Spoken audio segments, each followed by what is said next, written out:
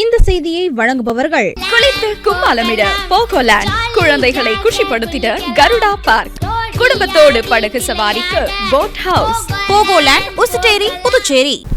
புதுச்சேரியில் மீன்பிடி தடை காலம் அமலில் உள்ள நிலையில் நாட்டு மீன்களின் விற்பனை களை கட்ட தொடங்கியுள்ளதால் பொதுமக்கள் அதிக அளவில் ஆர்வமுடன் வாங்கி செல்கின்றனர். புதுச்சேரியில் மீன்பிடி தடை காலம் ஏப்ரல் மாதம் 15ஆம் தேதி தொடங்கி ஜூன் மாதம் 14ஆம் தேதி வரை 60 நாட்கள் கடைபிடிக்கப்படும்.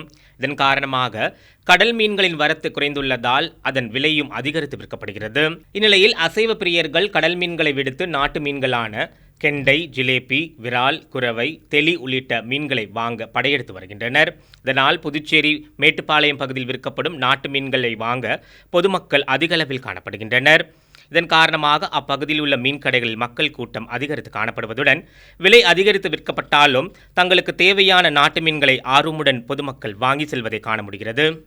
உங்கள் AMN டிவி செய்திகளை யூடியூபில் உடனுக்குடன் காண AMN டிவி பாண்டிச்சேரி சேனலை சப்ஸ்கிரைப் செய்யுங்கள். பெல் பட்டனை மறக்காமல் கிளிக் செய்யுங்கள்.